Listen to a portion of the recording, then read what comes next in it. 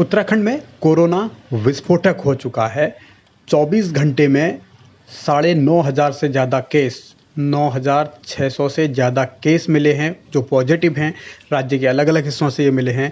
हालांकि इनमें मैदानी ज़िलों में कोरोना के पॉजिटिव केसों की संख्या ज़्यादा है, लेकिन पहाड़ी ज़िलों में जिस तरीके से अब धीरे धीरे केस बढ़ रहे हैं, 200, 250, 300, कहीं तो 900 तक पहुंच गए हैं, तो इस हिसाब से खतरे का अंदेशा लगाया जा सकता है कि गांवों में जब कोरोना दस्तक दे चुका है, तो क्या सरकार अब कोई ऐसे कदम उठाएगी जिससे संक्रमण को रोका जा सके। फिलहाल तो सरकार इंतज़ाम करने का दावा कर रही है और सरकार की ओर से ये भी संकेत दिए गए थे पहले कि सेना की मदद ली जाएगी, लेकिन उस पर औपचारिक कभी घोषणा कुछ हुई नहीं है।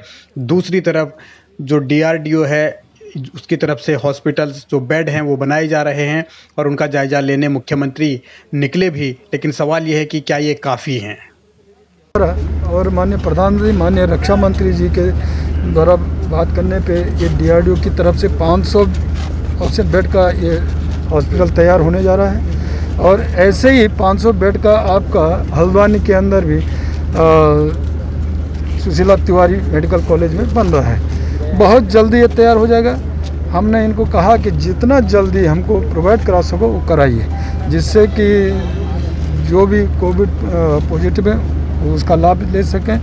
और जैसे आश्वस्त किया है कि जल्दी से जल्दी होगा। रात दिन यहाँ काम चल रहा है। हम सरकार अपने दावे गिना रही है, कोशिशें बता रही है। दूसरी तरफ कांग्रेस को लगता है कि हालात अब हाथ से निकल चुके हैं।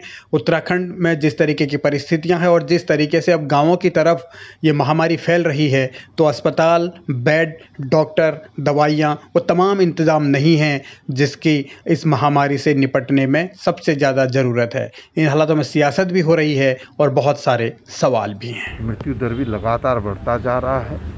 कोरोना की महामारी से लड़ने के लिए जो आवश्यक कदम उठाने चाहिए थे, सरकार उसमें पूरी तरीके से विफल साबित हुई है। और इसीलिए आज कांग्रेस 1 घंटे के उपवास पर बैठी है। सरकार को जगाना चाहती है कि कोरोना की इस महामारी में सरकार जो है oxygen bed, ICU, ventilator, injection और भी जो चीज़ें हैं उसको मुहैया कराने का काम करे, ताकि लोग जो है इस कोरोना की महामारी से बच सके। लेकिन सरकार हाथ पर हाथ धरे बैठी है।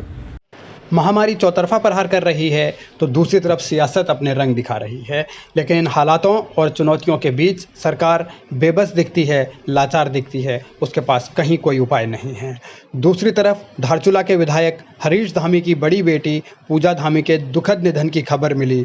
25 साल की पूजा का निधन हार्ट अटैक की वजह से होना बताया जा रहा है। उनके निधन के बाद सियासी गलियारों में शोक है। पूर्व मुख्यमंत्री हरीश रावत ने दुख जताया है। रानीखेत से विधायक और विधानसभा में उपनेता विपक्ष करण माहरा ने भी पूजा के निधन पर दुख जताया है।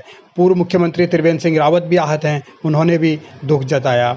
लेकिन सवाल ये है कि आखिर उत्तराखंड में स्वास्थ्य व्यवस्थाएं, उत्तराखंड का सरकारी तंत्र, उत्तराखंड का सिस्टम इतना बेबस और लाचार क्यों हो गया है।